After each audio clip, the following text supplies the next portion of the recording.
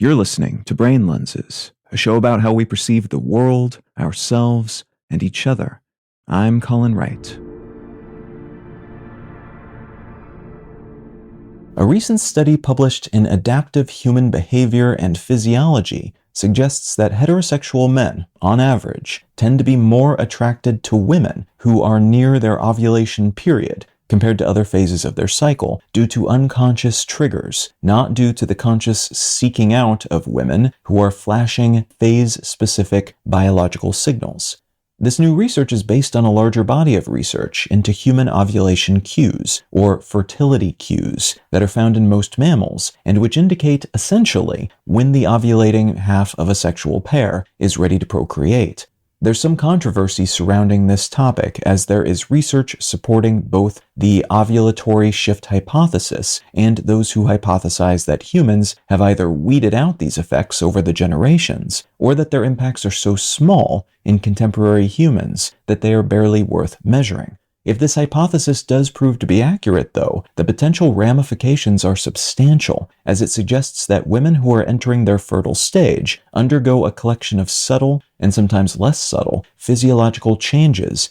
in the shape of their face, the pitch of their voice, and the chemical signals communicated in their body odor, among other adjustments. These changes may also tweak women's social behaviors, fitness and dietary routines, mate preferences, what they're attracted to in a partner, how they dress, and tendency to cheat or seek out one-night stands. In parallel, again according to this hypothesis, men tend to experience their own portfolio of changes, seemingly in response to cues from women in their lives, their partners, but also non-partners like family members and friends. Among other changes in men with partners who are at their most fertile is a tendency to be more jealous, which includes the production of higher levels of testosterone when shown photos of other attractive men. The general idea here is that, as is true with many animals, humans have all sorts of subtle subconscious signals that allow them to communicate what's happening on the reproduction front to each other, and those signals, when received, can catalyze changes in those around the signal sender.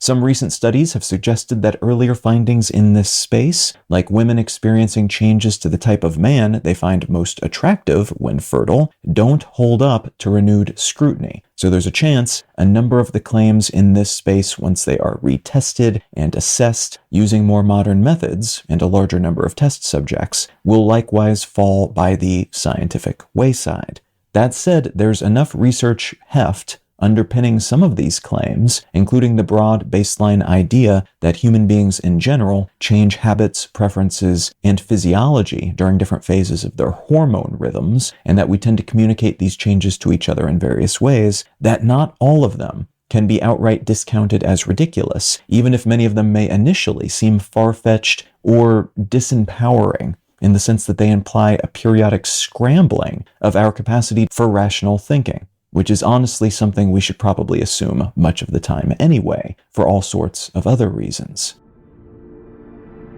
You can find out more about Brain Lenses, including how to support this show, and in return receive an additional episode of the show each week at brainlenses.com. You can also support this and all of my projects at understandery.com. I'm Colin Wright, and I'll talk to you again next week.